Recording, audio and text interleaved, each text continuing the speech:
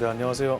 스토리텔러 일병 김서구입니다. 안녕하세요. 스토리텔러 이혜성입니다. 안녕하세요. 크라잉아웃 한경록입니다. 초대해 주셔서 감사합니다.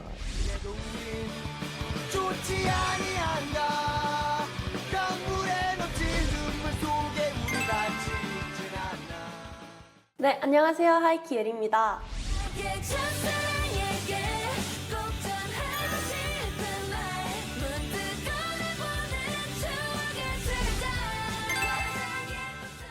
그날 군대 이야기 오신 것을 환영합니다.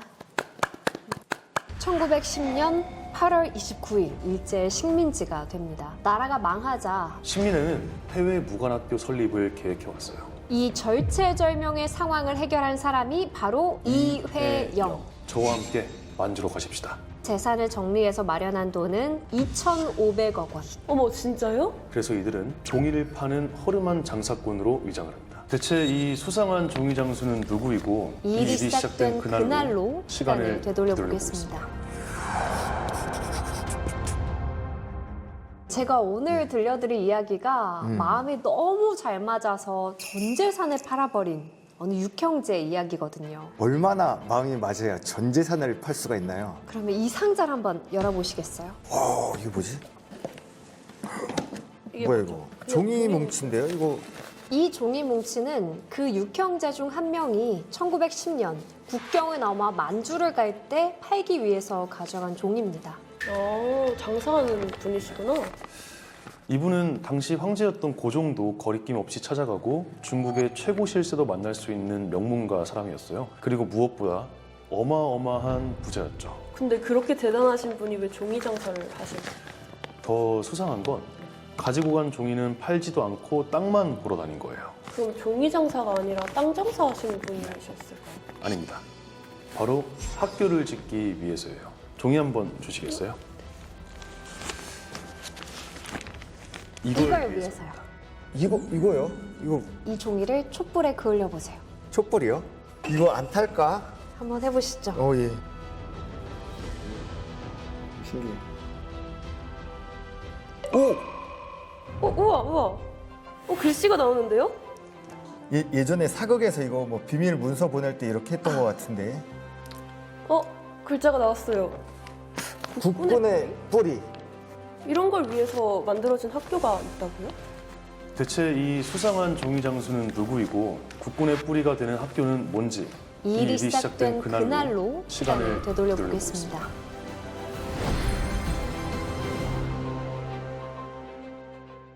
1910년 8월 29일 그날 대한제국 황제의 통치권을 일본 황제에게 완전히 넘기는 한일 강제 병합이 발표되고 대한제국은 일제 식민지가 됩니다. 경술국치.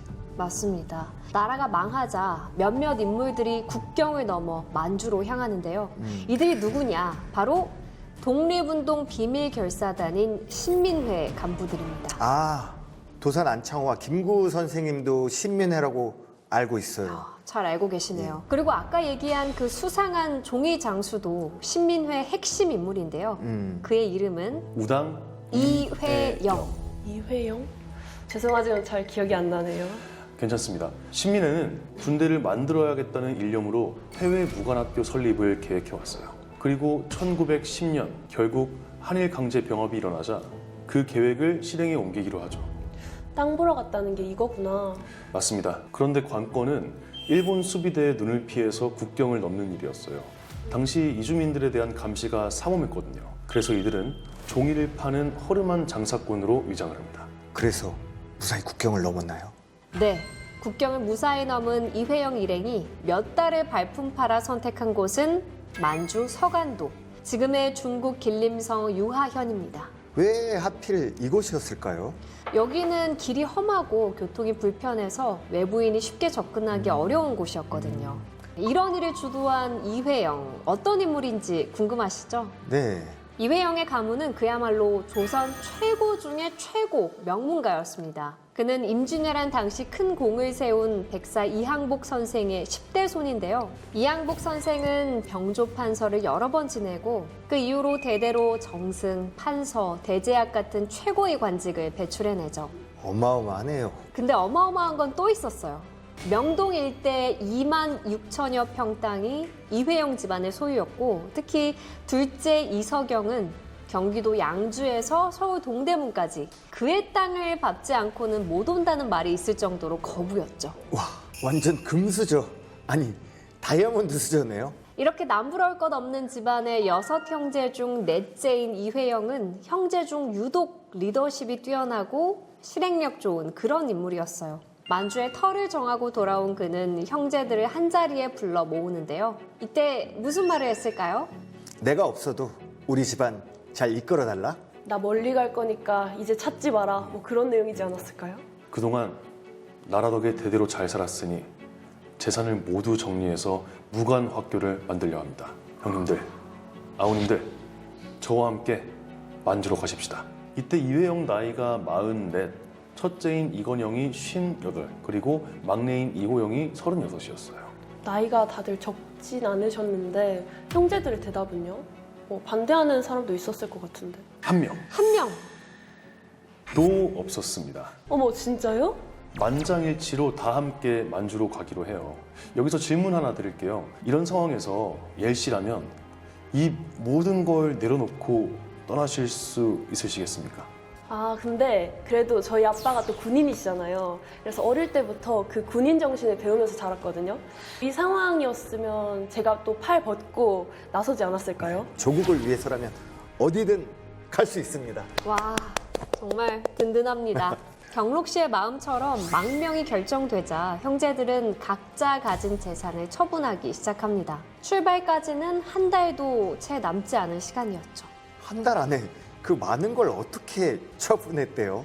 일단 산다는 사람이 있으면 가격을 생각하지 않고 무조건 팔았어요. 그렇게 한 달 동안 수많은 재산을 정리해서 마련한 돈은 당시 돈으로 40만 원. 40만 원.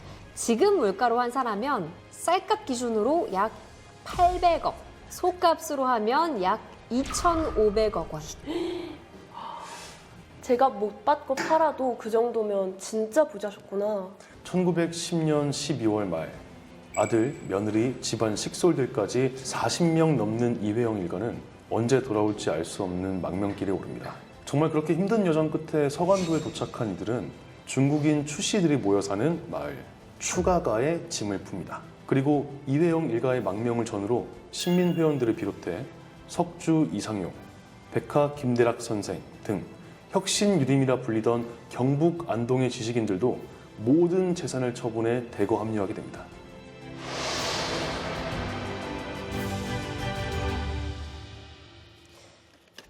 조국을 떠난 지 약 6개월 후인 1911년 6월 10일 추가가의 허름한 옥수수 창고에 현판 하나가 내걸리는데요. 그 이름은 신흥 강습소. 군대를 양성한다고 하지 않았나요?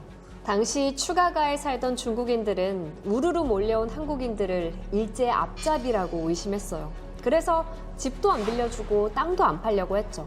심지어 당시 그 지역을 관리하던 동북 삼성 총독마저 땅을 살 수 있게 해달라는 이회영의 청원서를 거절합니다. 전 재산을 처분해서 어렵게 왔는데 정말 답답하네요. 그래서 빈집에 허름한 옥수수 창고를 빌려 학교를 세울 수밖에 없었고 이름도 중국인들의 감시를 피해 무관학교 대신 강습소라고 한 거죠. 근데 명색이 무관학교인데 옥수수 창고는 좀 그렇지 않나요? 이 절체절명의 상황을 해결한 사람이 바로 이회영. 이회영은 당시 중국 최고 실권자인 총리 대신 미안스카이를 찾아가 도움을 요청합니다. 미안스카이는 이회영의 부친과 이미 친분이 있었고 독립운동을 계획 중이라는 말에 기꺼이 손을 잡아주죠. 와, 중국 총리 대신이 아버지 지인이셨어요. 완전 명문가 집안은 진짜 다르네요. 그렇죠. 덕분에 추가가에서 조금 떨어진 통화현 함리아라는 곳에 넓은 땅을 마련할 수 있게 됩니다. 1912년 7월 20일 건물 완공을 축하하는 낙성식을 열고 본격적인 군사훈련을 시작합니다. 신흥 무관학교의 역사가 이제 본격적으로 시작된 거네요. 사실 이때도 학교 이름에 무관이라는 글자를 올리지 못했어요.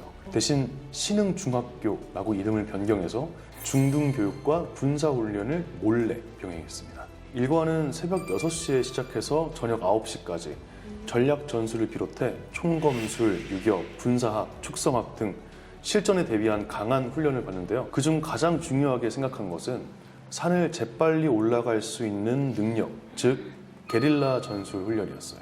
지금의 군대랑 크게 다르지 않네요. 그래서 국군의 뿌리라고 한 거였구나. 네. 근데 문제가 생겼습니다. 왜요? 무슨 문제?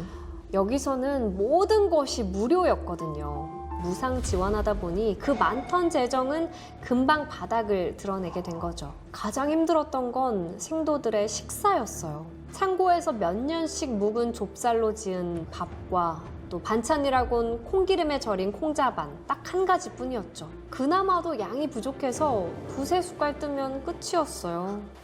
어떡해요. 아이고. 혹한의 추위 속에서 제대로 된 방한화조차 없었어요. 궁여지책으로 발에 풀을 덧대고 붕대를 감아 버텨야 했죠. 이렇게 해도 동상에 걸려 발톱이 빠지는 일이 허다했는데요. 자기 발톱이 빠지면 생도들이 어떻게 한 줄 아세요? 이쯤에서 그만둘까? 집에 가고 싶어서 그냥 울었을 것 같은데요.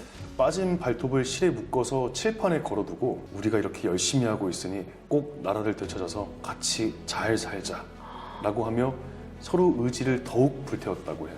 작은 거에도 불평했던 제 자신이 좀 부끄러워지네요. 이런 강인한 정신의 생도들을 길러내면서 신흥무관학교는 만주 항일 독립운동의 거점이자 독립군 양성의 요람으로 알려지죠. 그리고 1919년 3.1운동의 영향으로 신흥무관학교를 찾아오는 청년이 크게 늘어납니다. 함리아 지역의 시설만으로는 도저히 감당이 안 될 정도였죠. 나라가 어려울수록 애국의 불꽃이 더 뜨겁게 타올랐나 봐요. 네, 그래서 본교는 유하연 대두자로 옮기고 기존 두 곳은 분교로 운영하면서 학교의 규모를 점점 키워가게 됩니다. 그리고 드디어 그동안 숨겨왔던 신흥무관학교라는 이름을 정식으로 내걸게 됩니다. 이때가 1919년 5월 3일. 훗날 신흥무관학교의 개교일을 5월 3일로 정한 이유가 여기에 있습니다. 이렇게 길러진 약 3,500명의 신흥무관학교 출신들은 여러 군사 조직과 교육기관, 독립군 단체에서 활약하게 됩니다. 그러다 일본군의 압박이 거세지던 1920년, 드디어 일본군과 엄청난 전투를 벌이게 되는데요. 청산리 대첩? 네, 맞습니다.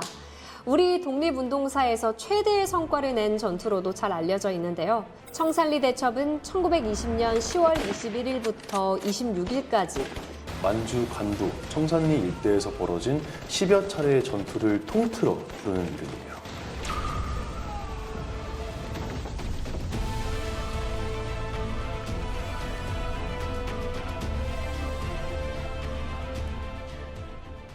일본은 만주 독립군 대규모 토벌 작전을 계획합니다. 하지만 독립군들은 이 계획을 이미 눈치채고 있었어요. 김좌진과 이범석이 지휘하는 북로군 정서군과 김훈, 강화린 등 북로군 정서 중경 간부로 편입된 신흥무관학교 출신들, 그리고 홍범도가 이끄는 대한독립군 등 이 연합해서 곧 일어날 전투에 대비를 합니다. 청산리 대첩의 주역들이군요. 맞습니다. 10월 21일 새벽 백운평에서 첫 전투가 일어났는데요. 독립군은 유리한 고지를 점령하고 매복한 뒤 일본군을 유인해 기습 사격을 퍼붓습니다. 당황한 일본군은 제대로 반격도 못한 채 200명이 넘는 전사자를 남기고 퇴각하게 되죠. 백운평 전투의 승리를 시작으로 홍범도 장군 부대가 일본군 400여 명을 사살하는 왈루구 전투, 지형을 이용한 기습 공격으로 승리한 천수평 전투, 야간 기습으로 일본군 지휘부를 혼란에 빠뜨린 어랑촌 전투까지 독립군 연합부대는 힘을 합쳐 연전연승의 기록을 세웠습니다. 전투 결과는요? 5박 6일간의 청산리 대첩은 일본군 약 1,200명 이상의 전사자를 내며 독립군의 대승으로 막을 내립니다. 진짜 대한민국 독립전쟁사에 길이 남을 전투네요.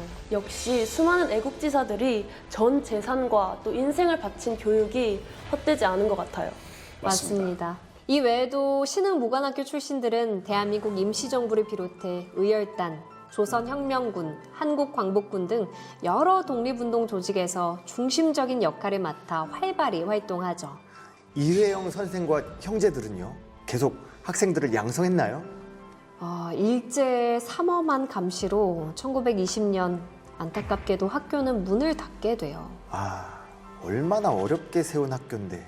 네, 하지만 6형제는 각각 흩어져서 독립투쟁을 계속해 나갑니다. 다섯째 이시영은 임시정부 수립에 참여하고 여섯째 이호영은 만주에서 의병으로 활동하죠. 그리고 이회영 역시 임시정부 수립에 참여한 뒤 직접 무장단체를 조직해서 독립운동에 뛰어듭니다. 학교가 없어졌다고 독립의지가 사라지는 건 아니군요.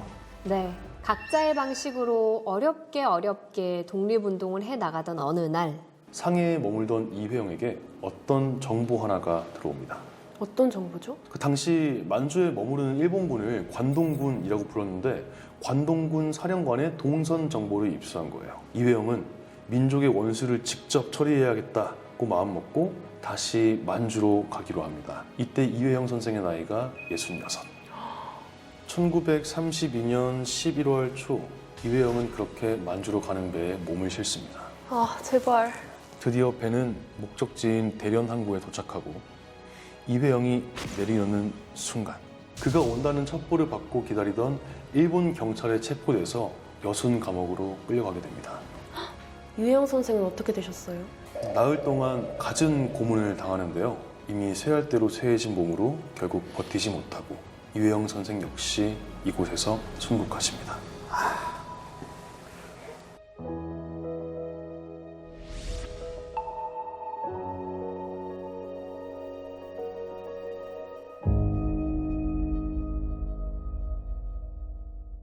(1945년 8월 15일) 수많은 독립투사의 노력과 희생 끝에 마침내 그토록 염원하던 광복을 맞습니다. 다른 형제들은요? 첫째 이건영은 상해에서 독립운동을 돕다가 1940년 병으로 사망합니다.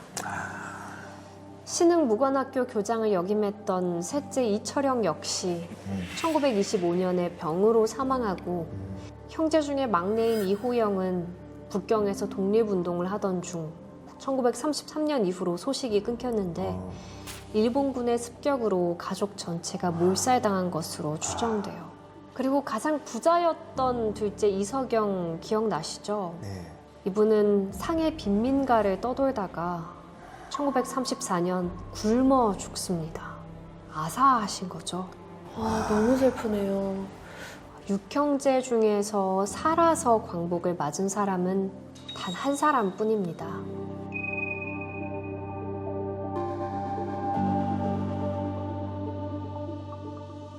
혼자 남은 이시영 선생이 정말 원통하셨을 것 같아요. 광복 후 이시영 선생은 대한민국 초대 부통령이 되는데요. 당시 이승만 대통령이 과거 독립운동에 쓴 재산을 돌려주겠다는 제안에 그 돈은 우리 형제가 나라와 민족을 위해 바친 것이니 돌려받을 이유가 없다라며 거절합니다. 대체 어떤 각오면 그렇게까지 할 수 있는 거죠? 이회영 선생이 생전에 남긴 말이 있으십니다. 이거면 설명이 될 것 같은데 한번 읽어봐 주시겠어요? 인간으로 세상에 태어나 누구나 자기가 바라는 목적이 있다. 이 목적을 달성한다면 그보다 더한 행복은 없을 것이다. 그리고 그 목적을 달성하기 위해서 그 자리에서 죽는다 하더라도 이 또한 행복 아니겠는가. 대한민국 최고 명문가에서 태어난 6형제가 빼앗긴 나라와 군대를 되찾기 위해 모든 것을 바친 그날의 이야기를 듣고 오늘 어떤 질문이 떠오르세요?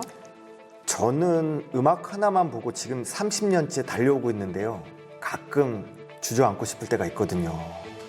오늘 독립투사들의 쓰러져도 다시 일어나는 불굴의 의지를 들으면서 저도 다시 한번 의지를 다져봐야겠다는 생각을 했어요. 그리고 저 자신에게도 이런 질문을 던지고 싶어요. 경로가, 너 이분들처럼 쓰러져도 다시 일어날 수 있지?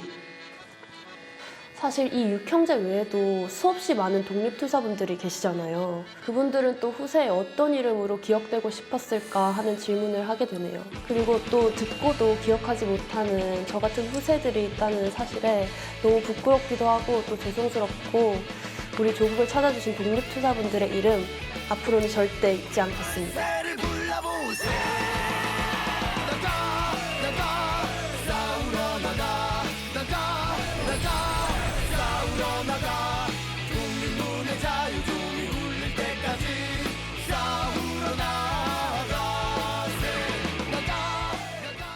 1951년 4월 22일 중공군의 춘계 공세가 시작됐습니다. 130만 명이었답니다. 아우 세상에. 그래서 벤플리트 장군은 결단을 내리게 됩니다. 바로 벤플리트 포격입니다.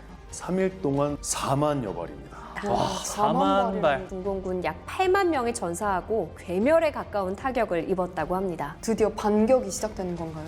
안타깝게도 장군의 북진 계획은 좌절됩니다. 대체 왜요?